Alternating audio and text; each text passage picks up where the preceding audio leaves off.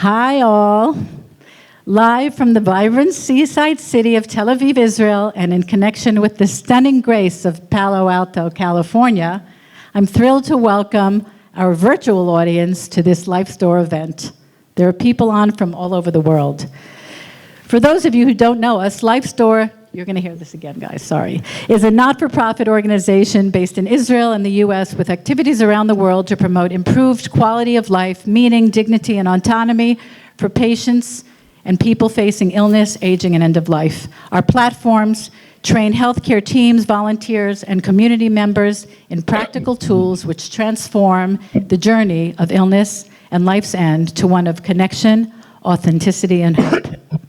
We welcome Professor Ben Korn, co-founder of Life Store and the 2021 ASCO Humanitarian Awardee, to lead us in a dialogue with Professor Irvin Yalom, leading author, philosopher, scholar, and I will tell you, a true mensch. Do you hear that, Irv? A true mensch. Thank you, Irv, for being such a friend of Life Store. This is our third time hosting Irv for a dialogue. And each time, Irv has given us such inspiration and such hope, I would say, about how we can navigate our lives. We will entertain questions to pose to Irv throughout this conversation. Those of you on the virtual audience, send it through the chat and we'll pass them forward here. And those in the audience, send them through the cards and we'll bring them forward here. Enjoy. Hi, Irv. Good morning. How are you? Good morning. I'm all right. Thank you. The last time I was able to interview you was after your book, Staring at the Sun, came out. It was in 2008, and I remember it well. You were just a young kid with a dream, and now look what's happened. It's just amazing. We're really delighted to be here with you, especially to celebrate this latest masterpiece, A Matter of Death and Life. And that will really be the springboard of some of my questions. You're such an accomplished author. You've really done it all, the whole range from fiction to, is he still there? to textbooks. We learned in this book, somewhere you snuck in there, that you've written poetry as well. But this to me is really a love story more than anything else.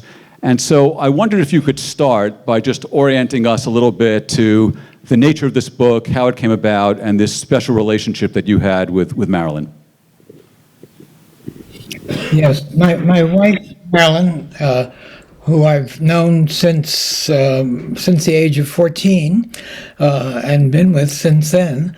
But my wife, Marilyn, contracted a disease called multiple myeloma, which is a cancer of some blood cells. And she lived with that for about a year, trying various types of treatment. It's a treatable disease for many people. Many people can stay alive for a great many years, but she was not one of the fortunate ones. And despite trying a great many different types of medication, finally we had really run out of options. And she was not going to live terribly long. I spent this last year for life with her, hardly leaving her side, taking her to the hospital for her infusions of medication every week, staying there for usually 8, 9, 10 hours with her. So we were together all the time. And then as we were taking a walk, I think you'll see a picture of us walking on the cover of the book. Here we are down at the bottom, and this is a walk that we're taking by a long path just about a block from our house into a park. So we took that walk all the time.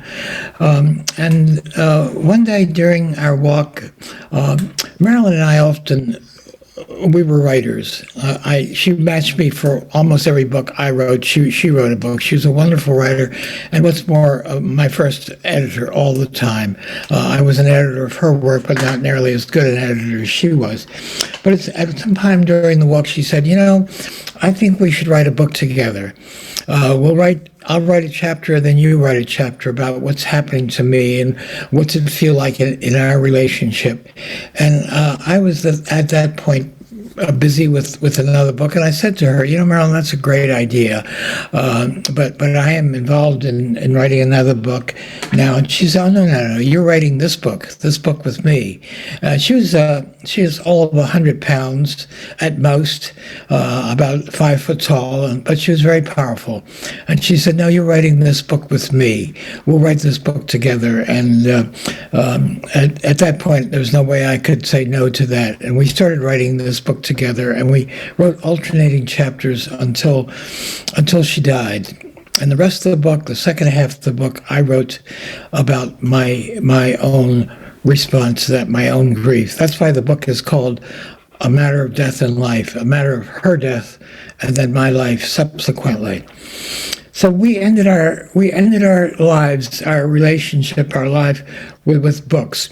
I should say, let me just ramble just a little bit here and say that it's rather ironic that our life really started with books. I lived my parents came from a small shtetl in Russia and opened up a small grocery store in Washington, D.C., grocery and liquor store. And D.C. was segregated at that time when I was growing up, meaning black sections and white sections. My father's store was in the middle of the black section of Washington. There are no other white people aside from other store owners. Many of them I felt were quite anti-Semitic. So I had a very hard first 14 years of life. I really couldn't play with the black children. My parents wouldn't let me bring them home. And I spent a lot of time at the library and taking out my 6 books every time and returning them, bicycling to the Central Library in Washington.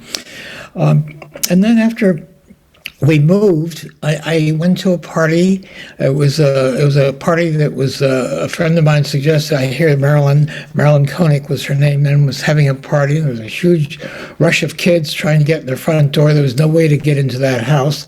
But my friend said, well, let's go in through the window. So he opened the window, and we crawled through, and I saw Marilyn at the other end of the room, and very tiny, very pretty. Somehow I was absolutely drawn towards her. So I moved my way into meeting her, managed to get her phone number, and called her for a date the next day. And we set up a date the following day at a ice cream shop called the Hot Shop in Washington. So we met there, and she told me that she had skipped school that day. And I couldn't believe that. Skipped school? She's such a...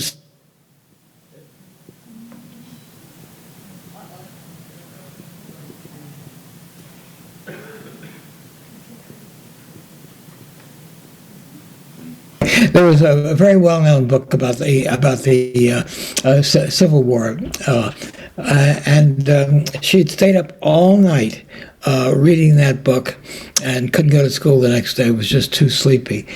Immediately, I was hooked for life because I'd never met anyone who really cared for books and read books like I did. So our relationship started with the book, and of course it ended with the book.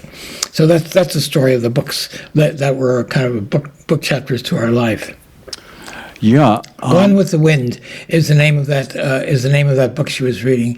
My memory is such that usually maybe 60, 90 seconds it drifts into view. It'll work out because that's about the delay anyway on the Zoom, so you have no worries there.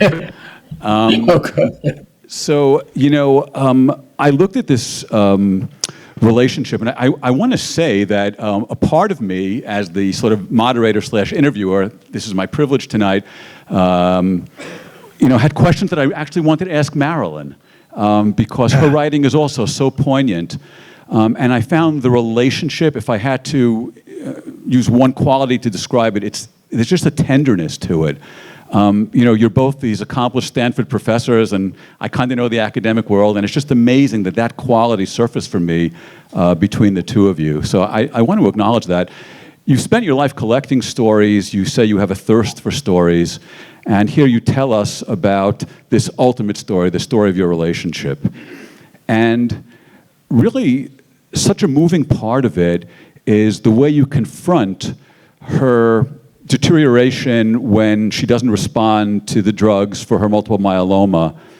And it seems like you both are on this trajectory as Frozen. I can't. Yeah, I missed a couple lines there. I froze up.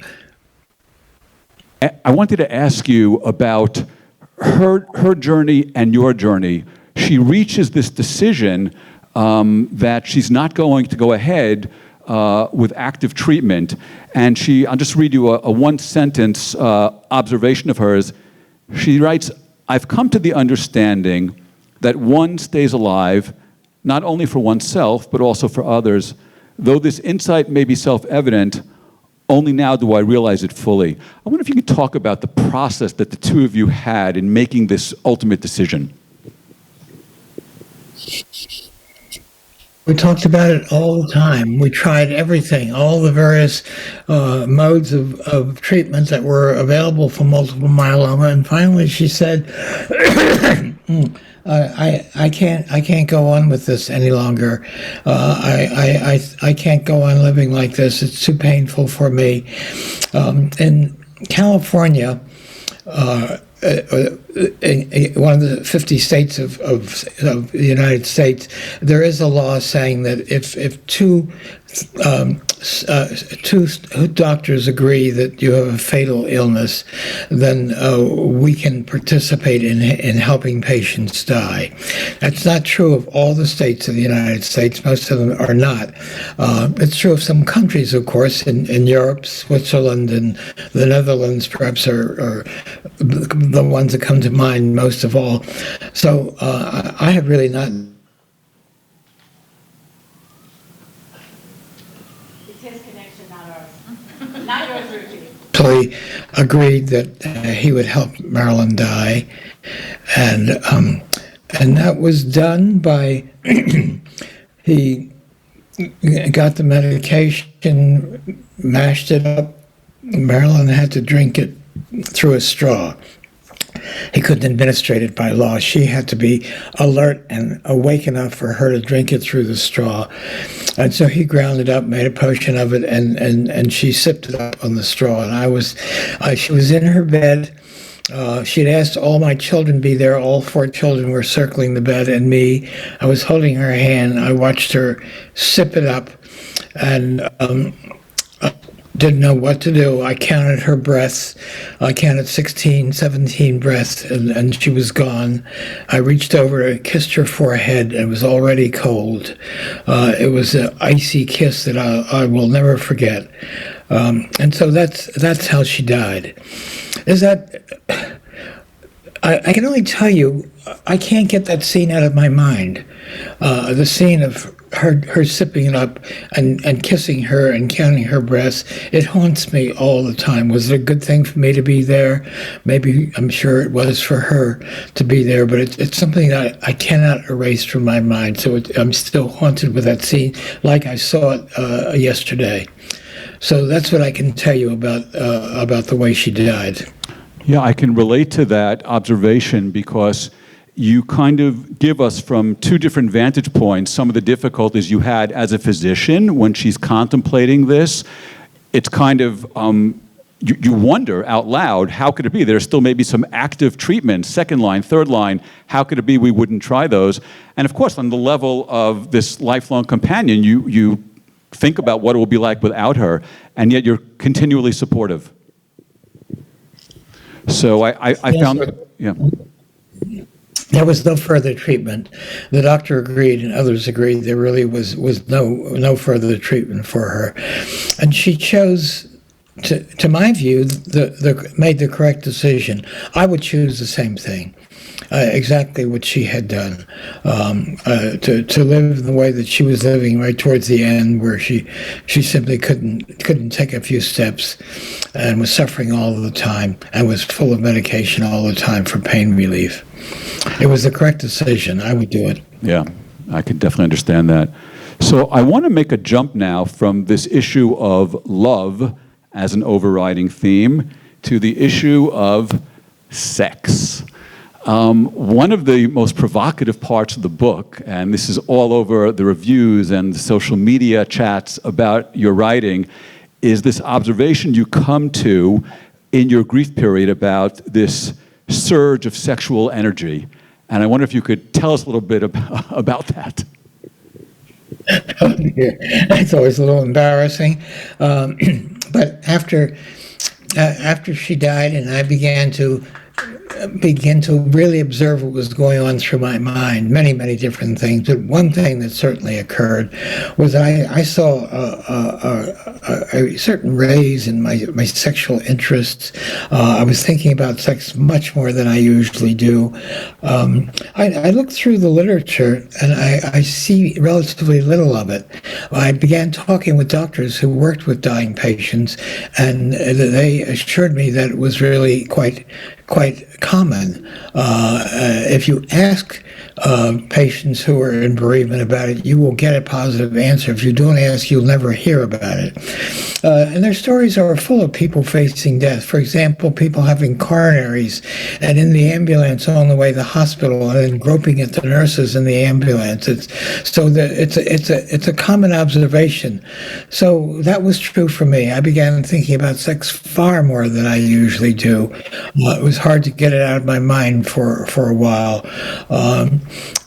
I kind of explained it to myself, just in the need I was suffering. I needed nurture. I needed perhaps my mother's breast, which I thought of a good bit during that time, and it was just a way to take care of myself. So that was part of my grief, and kind of the things I had to work on and think about. Yeah, it was fascinating to read it, and you've always throughout your life been committed to self-disclosure, and you've been very revealing. I'm going to, in front of this group, say, when I read your writing, I lost my mother about 3.5 years ago, and I found after that experience during the Shiva, I was like very horny. I got to tell you, it was just, I did not know what to do with that. I felt terrible about it. Well, take it from me, you're forgiven. It's very common. No one has the courage to talk about it, but it's very common. Totally. Okay. I want to, okay, before I get into trouble, I want to, too late? I want to, while we're on this issue of, life's end, I wanted to talk to you also about this issue of aging, which you talk about in the book.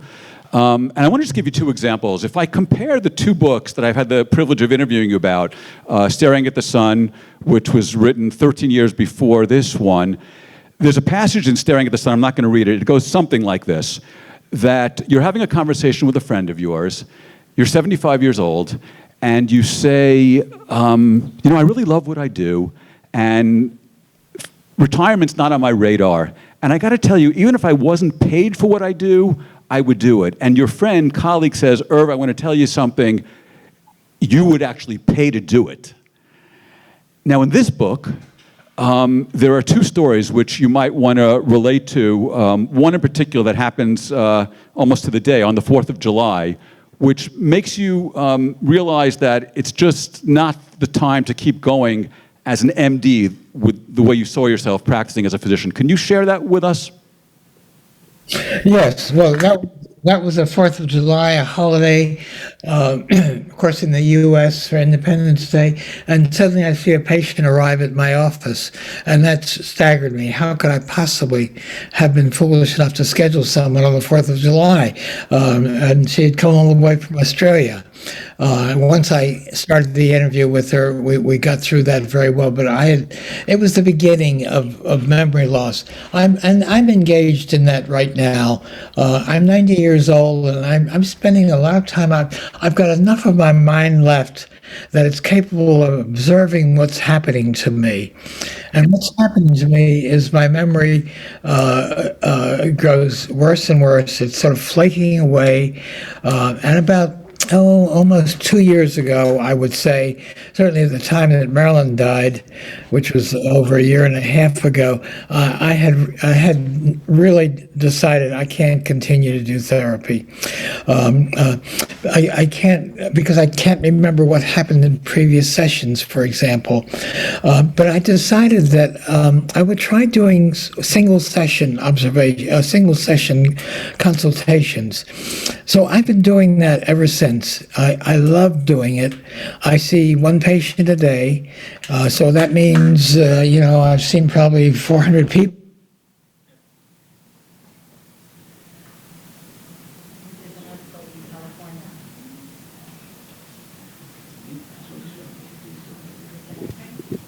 Being quite helpful to, and once in a while, I begin thinking about it 1, 2, 3 days later, a story begins to emerge.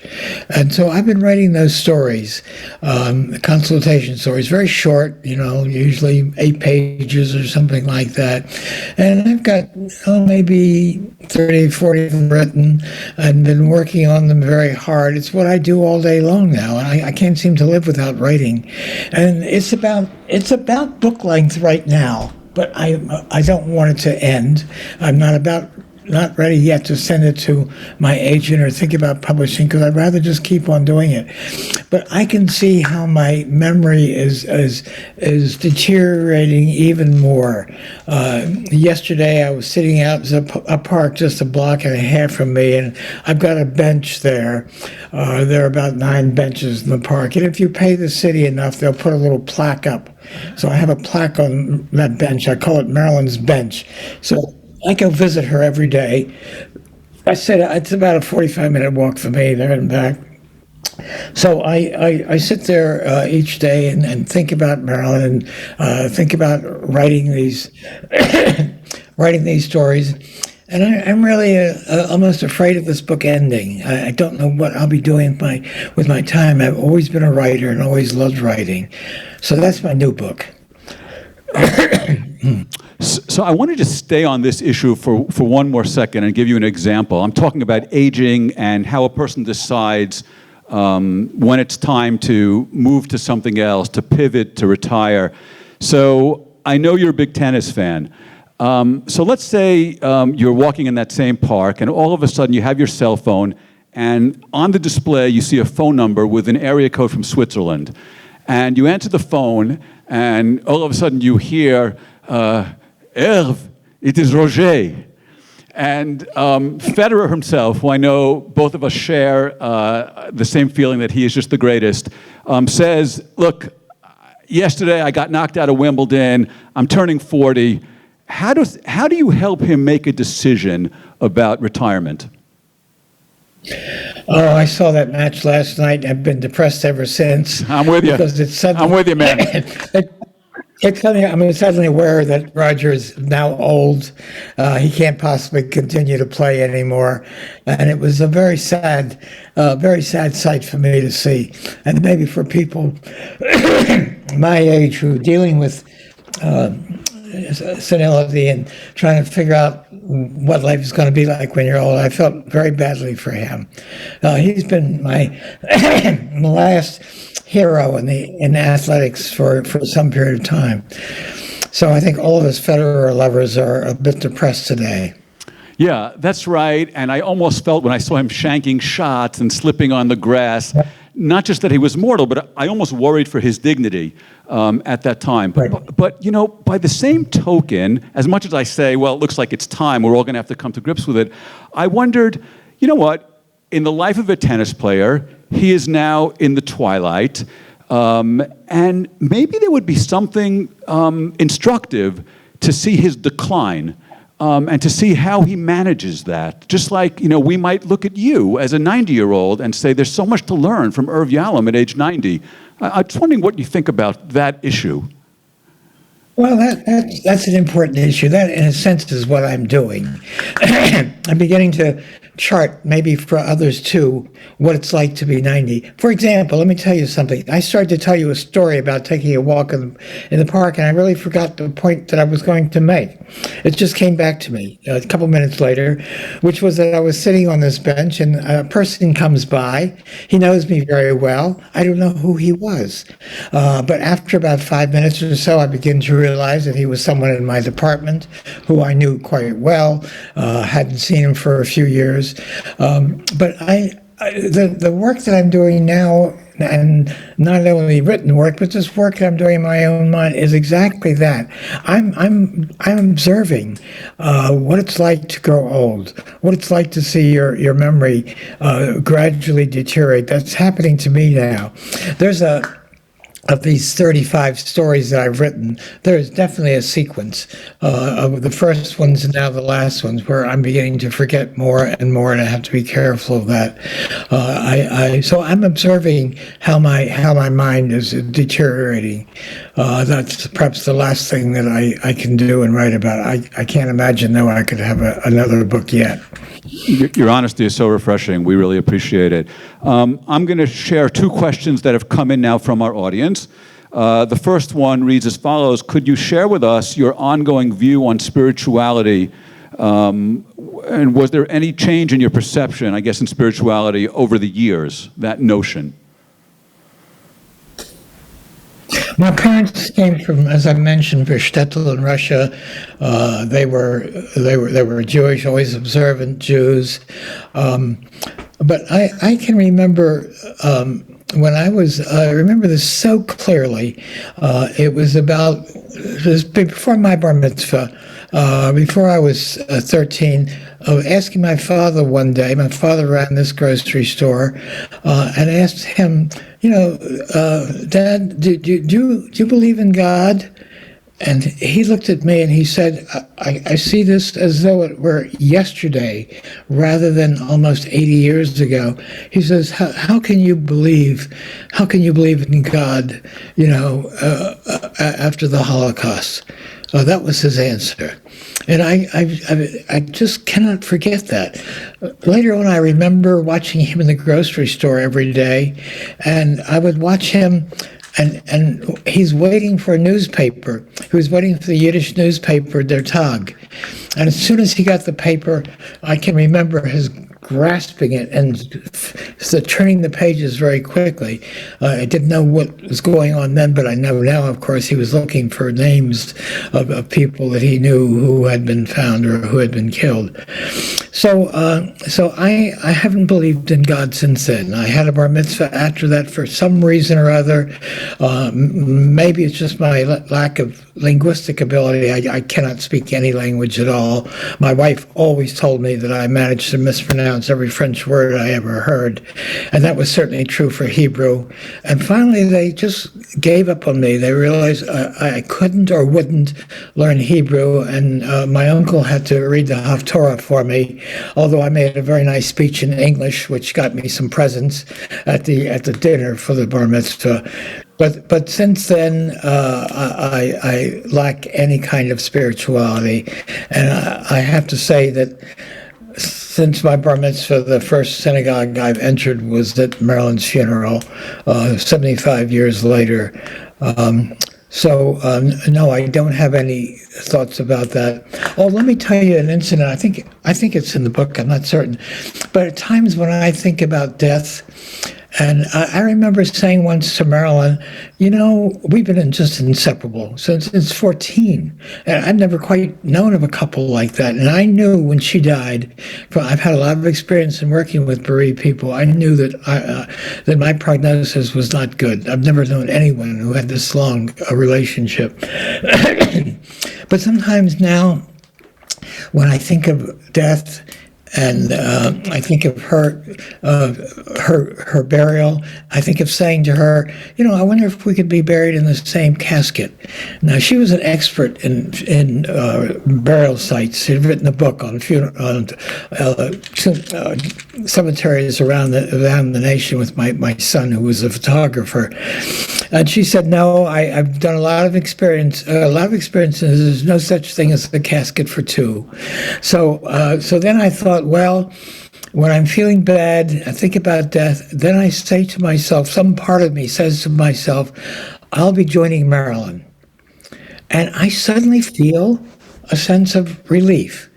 And it's very mysterious to me that I would feel relief at the thought of joining Marilyn, because my mind, my intellectual mind, my scientific mind says this is total nonsense. I'm not going to be joining Marilyn. She's nothing but bones at this point. You won't be joining Marilyn, but nonetheless, thinking of joining Marilyn offers me so much comfort, and it gives me a really clear idea of what religions have to offer to mankind since the beginning of time. The idea that this is not the end, there'll be some continuation on that.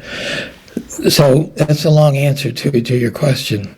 It's a great answer because there are several moments in the book where you kind of acknowledge that you're entertaining irrational thought, and as an uber-rationalist, you're almost shocked that you're doing it. Yes. You engage in denial. You use the word prayer. You talk about an afterlife, about meeting Marilyn. So is that what you're saying right now, sort of the thread that if there's some comfort to be had in it, it can be a tool that we can use? Is that your notion? Well, it does offer me some comfort as I think about that. It doesn't last for me very long. It goes away. But for some reason, I don't have any death anxiety now. I've had a lot of it during my lifetime. I exposed myself to death quite a bit. I can remember, I think I described that in the book. I can't remember where I wrote what. But a woman came to me early on in my career who said that she had breast cancer, and it was metastatic. Metastatic meaning it spread to other parts of the body. It also means there's no treatment available. So she has a number of friends, and she would like me to lead a therapy group for them. I had no intention of doing that, but she was persuasive, and I agreed to do that. So I led this group of women who were dying of metastatic cancer. I led that group for many years. Every single person in the group died, and new members came in with the disease. I know that during that time, I began getting a lot of death anxiety and nightmares, and I went to see a therapist, another therapist. I've been in therapy many times. This was Rollo May, who's a well-known psychologist in the U.S., and worked with him for about a year and a half. He helped me a good bit, I think. Later on, after we stopped doing therapy, we were very close friends. I was with him until he died, when he died. And he told me at one point that he knew he had helped me with my death anxiety, but I had made his a lot worse because he's 22 years older than I was, and he's dealing with death much earlier than I did. So yes, that's a long-winded answer to your question. People haven't left, based on the cards I'm getting from the audience, the story of how you and Marilyn dealt with her illness and her dying. And a question that came in is, with everything you know now in retrospect, would you have prepared differently in any way for Marilyn's death? Is there anything else you might have considered? Well, that's an interesting question. No. I mean, I knew she was going to die early on, at least a few months before she died. I knew there was no treatment available for her, and she took the right course. I will definitely do the same thing if I possibly can. So no, I don't think there's anything different. There's nothing unsaid to Marilyn. I've said everything I could possibly said. She knows how much I loved her and have loved her all my life. I'm having a hard time getting over it too. As I say, I knew my grief was going to be difficult, but every once in a while, every day when I go and sit by her bench, I kind of have a conversation with her, and I feel her alive at that time by my side. But of course, I know it's not. It really strikes me that because it is a challenging question that you were just asked, and it strikes me that you can reflect on it and say, no, that's the way I would do it. And one of the, if you'll indulge me, the Yalom concepts, and there's some people in this room and on the Zoom who are doing Yalom 101, and there's some people who are here for the graduate Yalom course. But one of your concepts is the issue of the unlived life. And as I understand it, much of that is taking on this question of regret, that regret is such a difficult emotion to bear, and that we would do well to really define what's important to us and to have our decision-making animated by that issue. I wonder if you could comment a little bit more on that. Yeah, I can. The patients that I'm seeing in consultation, many of them, a surprisingly large number of them to me, come to me because they have a lot of death anxiety. As I begin to explore that in some depth with them, the formula emerges in my mind is that the more sense of regrets about one's life, the greater is the death anxiety. The idea that one hasn't lived one's life fully, lots of regrets for what they didn't do in life. Those are the people, at least in my experience now, seem to have the greatest death anxiety. So I explore that very carefully. I know I was thinking about that a lot in my grief. One of the things I was doing, I lay in bed for days and looking at the bookshelves in my office, began seeing all the books I had written. And one thing I started to do then was to reread all my books. And I read them one by one, and it gave me a tremendous sense of feeling that I had lived my life correctly.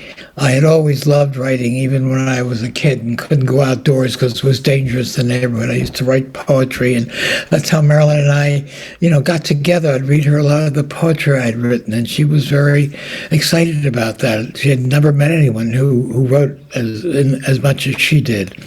So yes, I think there is a connection between death anxiety and how one has lived. I have very, very little anxiety about death now. Yeah, it's fascinating because when I read it, sometimes if you were to ask me, like if you were my professor and I was your medical student, which way I think the relationship would go, I might have actually intuited that it's these, successful people who keep checking off the boxes, they're ferociously successful, that they would have the hardest time parting with life as we know it. And so I thought more about, what you've written, and it really does make sense. I want to do something with you right now, if that's okay, and our technical person, Yuta, is going to help. We're going to show you 3 pictures from the book. Can you tell us what's in each of these pictures? Here's the first one. What is that? Who are those people? I think we're sitting probably at the time we were married, and that's Marilyn and me. You can see how tiny she is, and I've got this big shouldered suit on. Yes, that's about the time we were getting married, so it must have been about 21, 22 at that time. Yeah, nice head of hair also, Irv. You see how small she is, barely 5 foot tall. Yeah. Okay, next picture.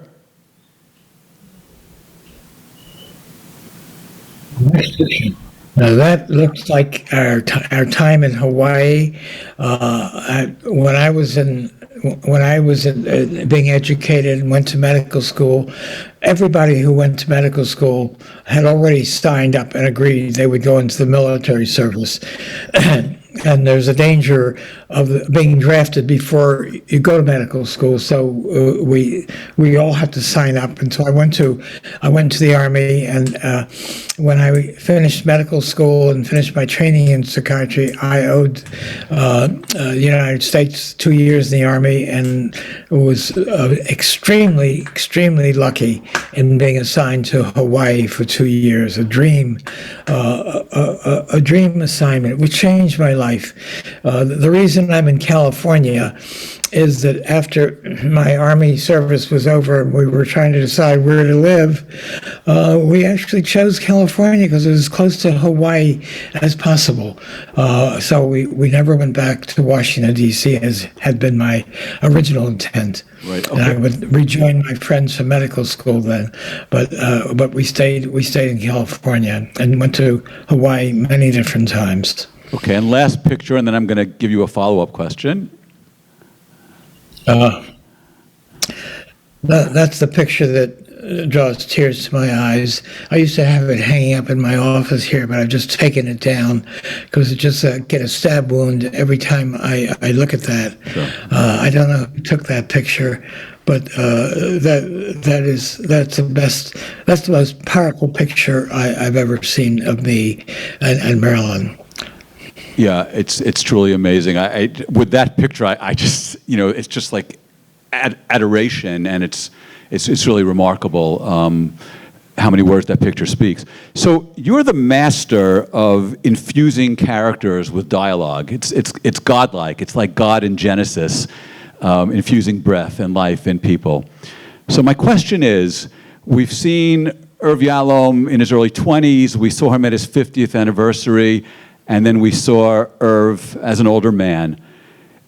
Is there any thing that you can tell us that, Irv at middle age, or Irv as opposed to Irv as an older person might say to that young lad sitting on the bench with his sweetheart? Any things you would be saying to that Irv?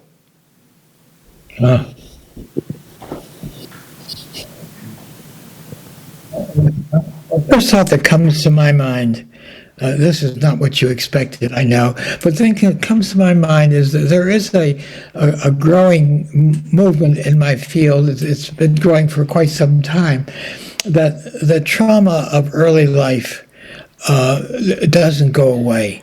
If you have a lot of trauma, if you have sexual abuse, if there's problems with parents early in life, that sort of trauma of the first few years just doesn't go away. You are vulnerable for times, and I try to encourage. I see a lot of people who've been sexually abused as a child or other kinds of abuse, and one of the messages I want to give to them is there's so much evidence right now that this trauma doesn't go away, and you've got to take care of yourself. You've got to be going back to therapy on several occasions. Certainly that's something I've done. I've been in therapy at least a half dozen times. I am right now. I'm seeing a therapist. It's been very helpful with my grief. So that's not quite the answer you were expecting, I know, but that's what comes to me as you ask that question.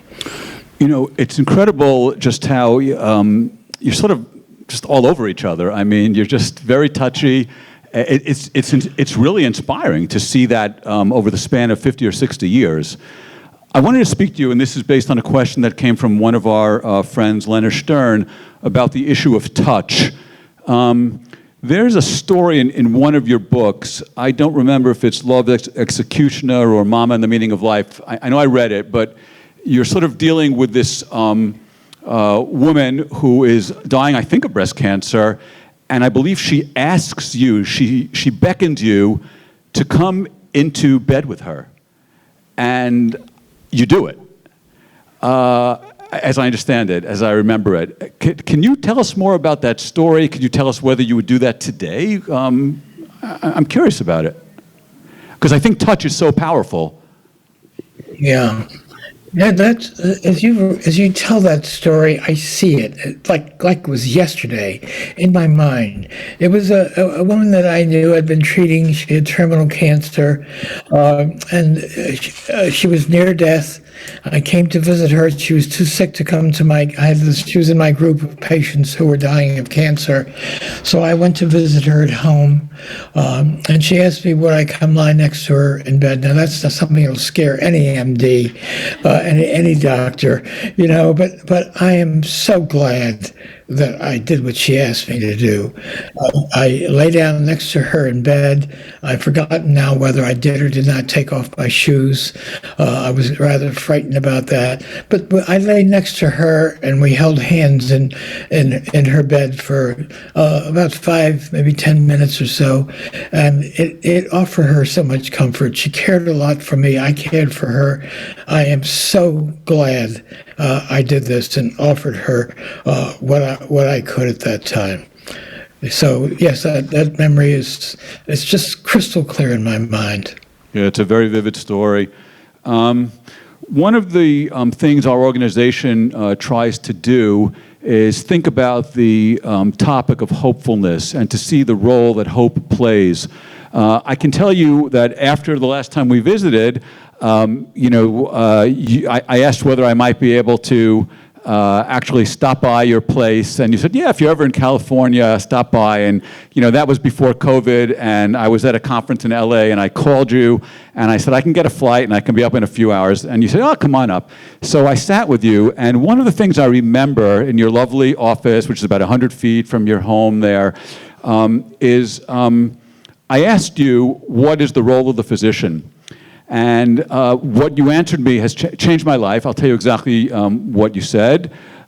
You said the role of the physician is to create and sustain hope. And I wonder if you could elaborate a little bit more about what hopefulness means to you, Irv. Well, I got to deviate just a little bit from your question because I'm making an observation about my own memory. Now, see what you just told me, that we talked on the phone, that you came to visit me.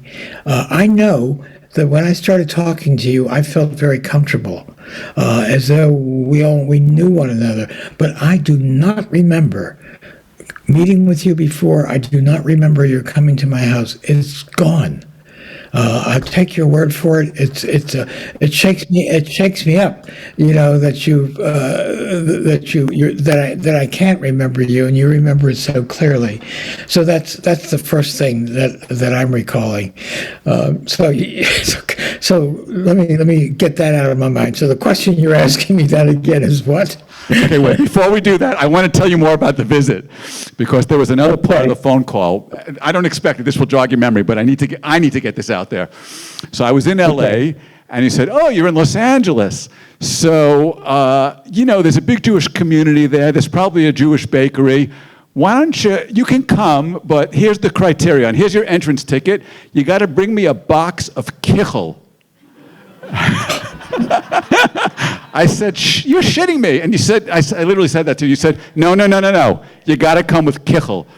And so I just was I went to like 3 bakeries. Nobody was making it anymore. And I finally found one.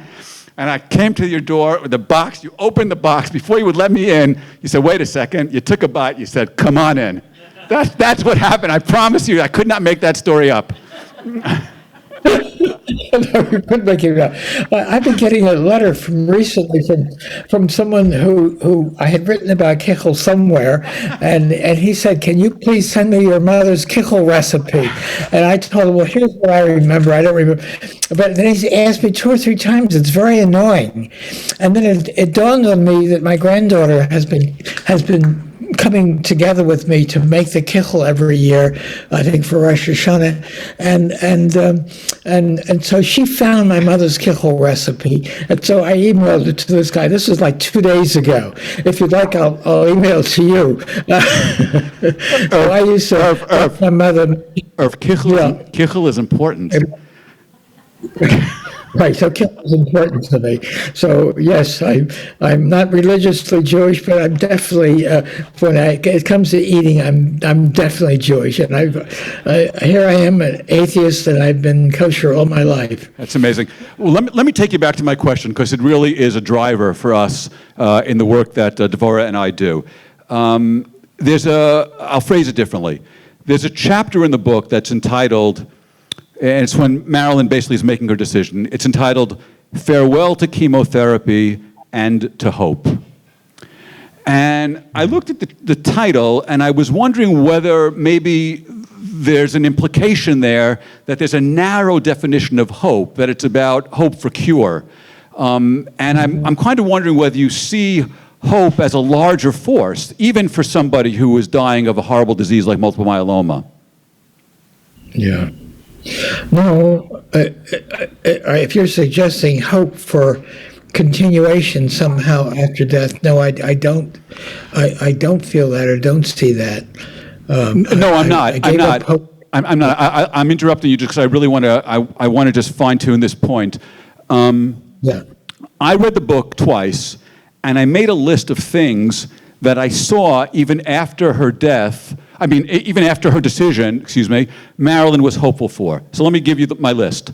She wrote 2 books. She wrote one with her husband, she wrote one with her son. She expressed the hope while she was still actively being treated, to decrease the dose of chemotherapy. She expressed the hope to plan a good death. She expressed the hope that Trump would be impeached. And I found that, there are these scales to measure hope, that if we would have gone in there and administered one of these 12-question scales, we would have seen a blip on her hopefulness. And I'm wondering if you agree with that. Agree with what? That you can be hopeful for things other than curing the disease and surviving. That there are still, even for somebody confronting death, that there are things you could be hopeful for. Oh, sure. Hopeful for others, just as I would be hopeful for my children's happiness after I die. Yes, that hope was definitely there. But I have to tell you something, though, that's not your question. It's the previous question, which is you're coming to visit me. I do to make a distinction, I forget if it's in that book or not, but between implicit and explicit memory. The idea, I remember you implicitly. In other words, as soon as we started talking, I had a sense of knowing you somehow, but I had no explicit memory of when you came to my house. But the feeling of implicitly knowing you was very clear to me. This is someone that's familiar to me. Some part of my mind told me that. So I'm curious about those 2 forms of memory. They're quite important in that.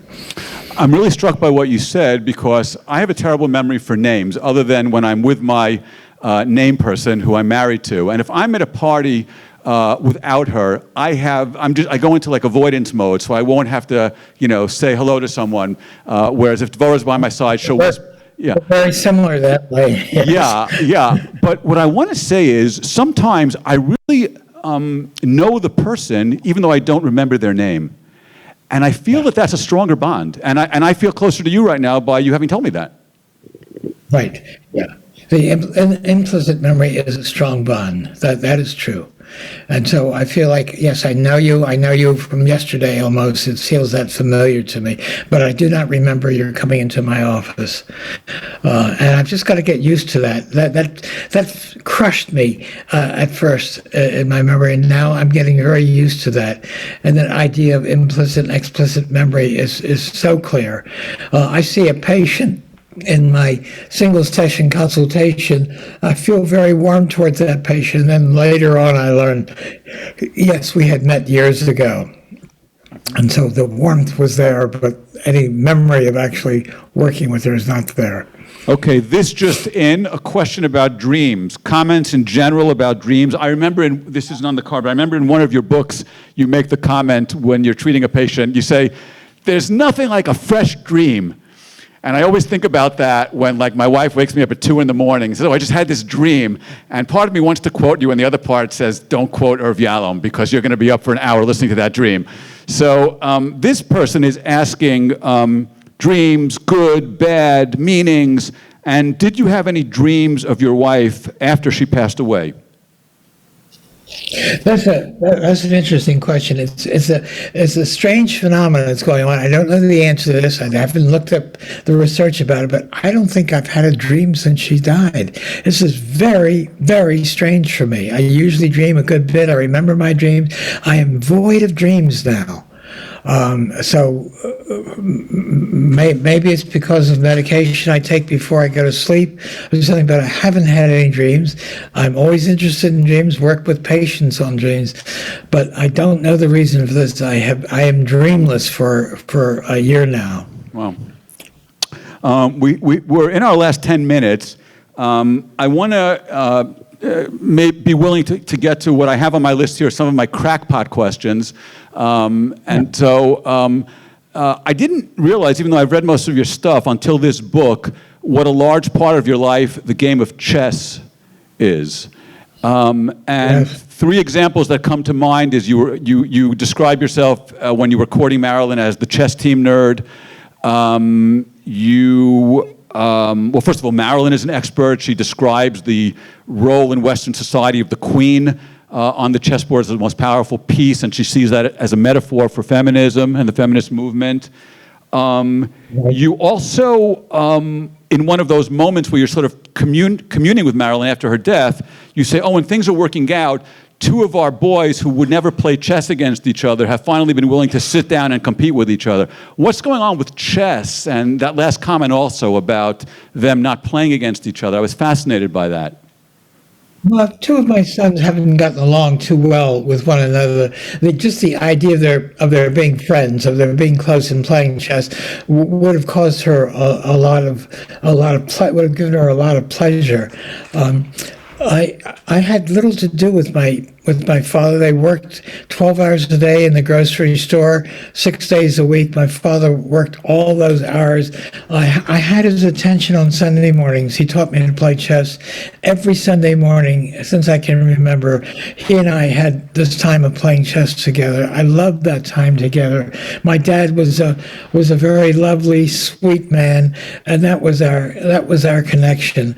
So my chess was important to me. And then as soon as I went to junior high and high school, I played a lot of chess there.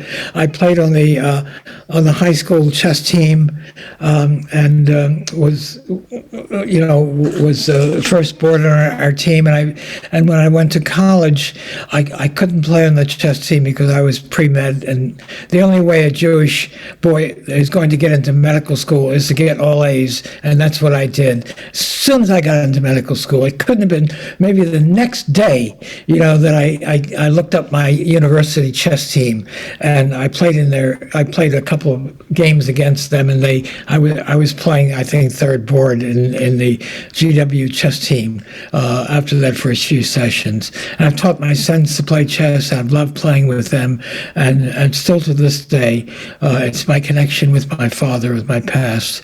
So I love the game. Terrific. By the way, I love your father because he has a great first name. Okay.